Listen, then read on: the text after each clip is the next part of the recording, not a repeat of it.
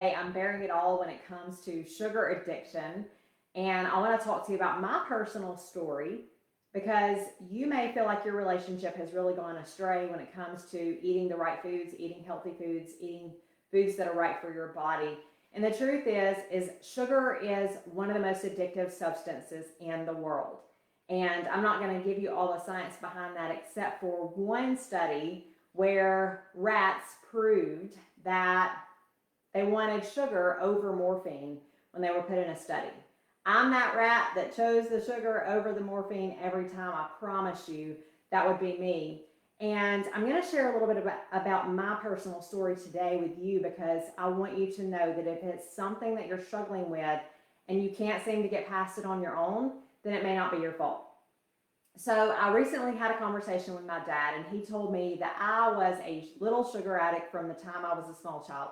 Now, I didn't realize that I even craved sugar. I didn't remember those days. I had no idea that I even wanted sugar. And he said that I was just a really picky eater, that if there was sugar on the table, I was sure to pick that, but I wouldn't really mess with the vegetables too much. Like I didn't want anything else unless it was junk food.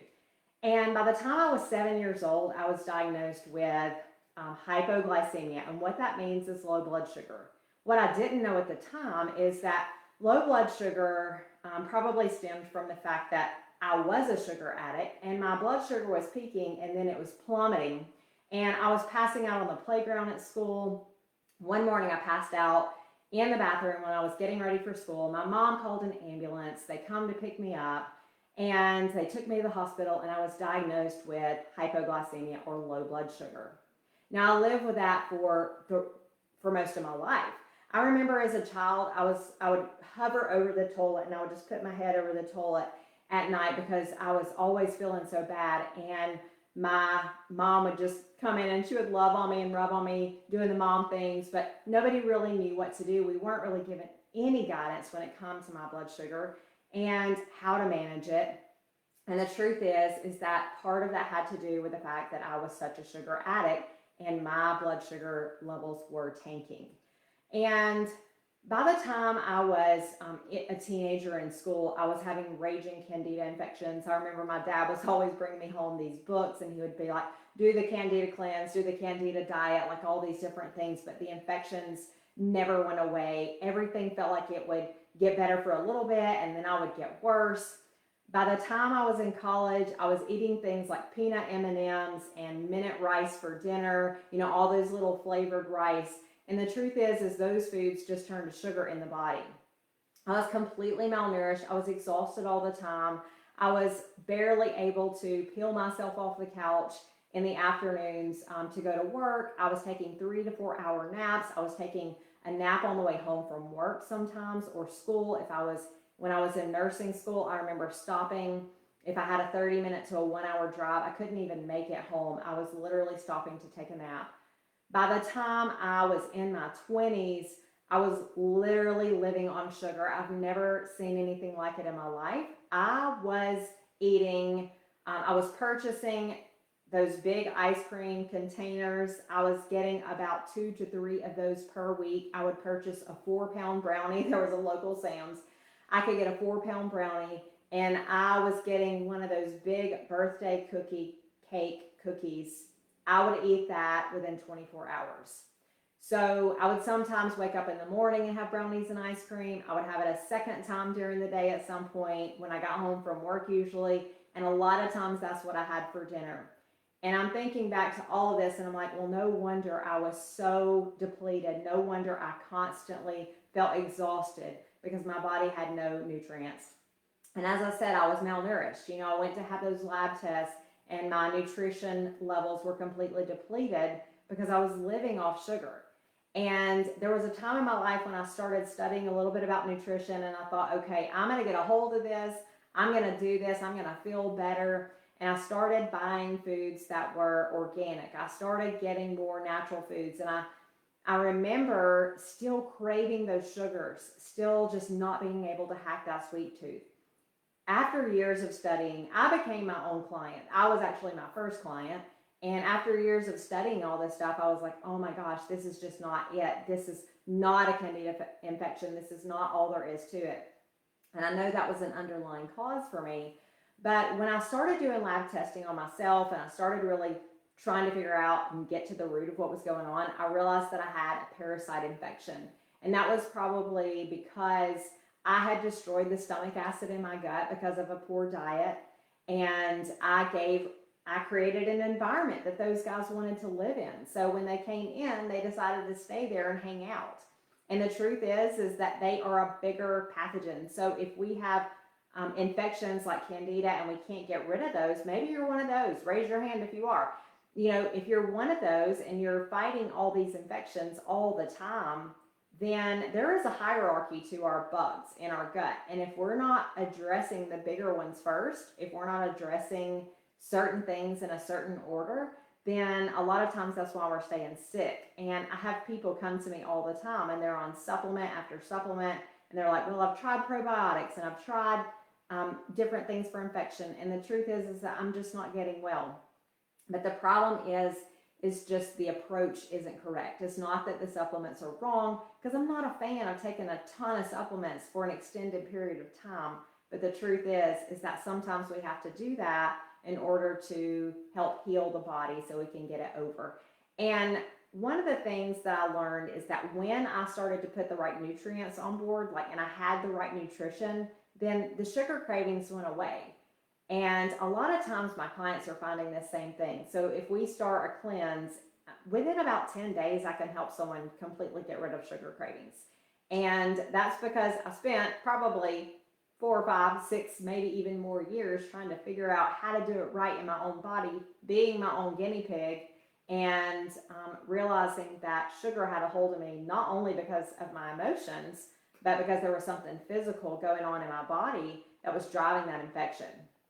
So when you have all the tools that you need to really get to the root of your health issues, then you're going to be able to do that, and you're not going to feel like you're spinning your wheels over and over trying to get that done. So I want to leave you with a few things today that you can consider if sugar addiction is your issue, because I know how it is that you know sugar is bad for you. You know that you shouldn't be eating sugar all the time. Everybody knows that, and I don't want that to be what this is about.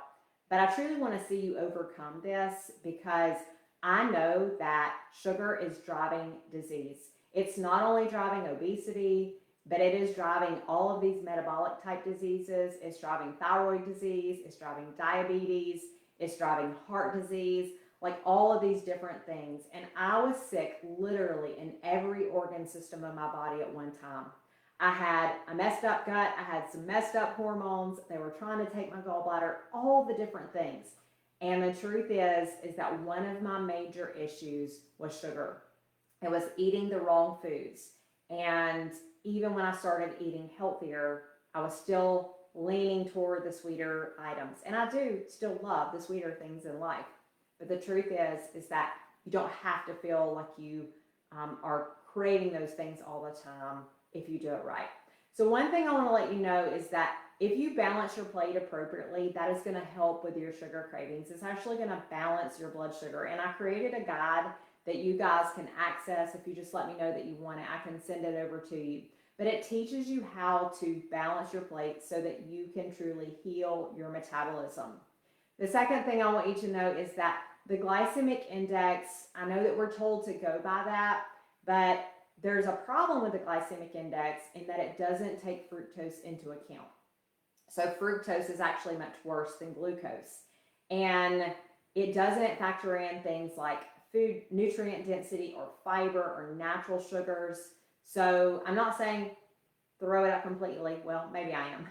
But really, you want to pay attention to how your body is being impacted by the sugar more than you do the amount of sugar. So, and that's something that, if you work with a nutritionist or you work with someone who really understands sugar, then you can really understand that, or just doing a little bit of research. JJ Virgin is a really good resource when you're looking for someone talking about sugar impact. She wrote some amazing books on that, so make sure you grab hold of that resource from JJ Virgin. She's amazing. Artificial sweeteners are not doing you any favors either. So a lot of times those are 300 times sweeter than your natural sugars. So they actually cause cravings. And this is something that happened in my life. I thought, oh, well, I'll just do these natural sweeteners. They're going to be so much better for me. And that's when I still kept staying addicted to the sugar.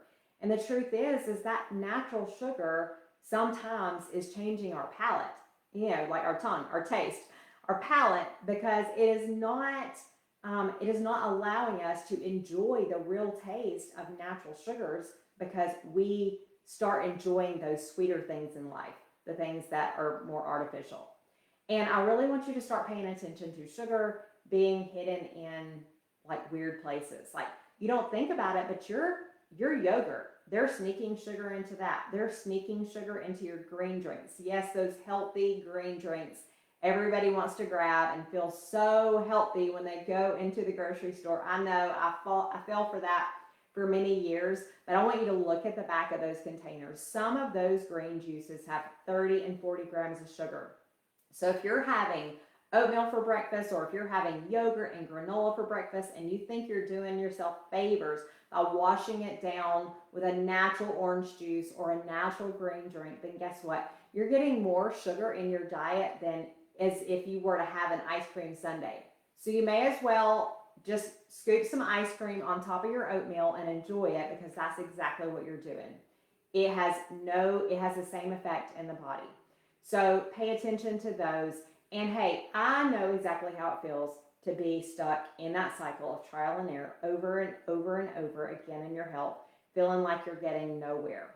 And the truth is, I was on that cycle for many years, and you have a choice. You have a choice today to stay on that cycle, or you can connect with someone like me.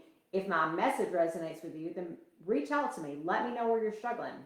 I'd love to point you in the right direction, or see if I can help you on some of the things that you're experiencing if this is one of your issues. So I would love to have that simple conversation with you if you feel that that's the right next step for you. All right, guys, I love you all. I hope you have an amazing day, and we'll talk to you soon.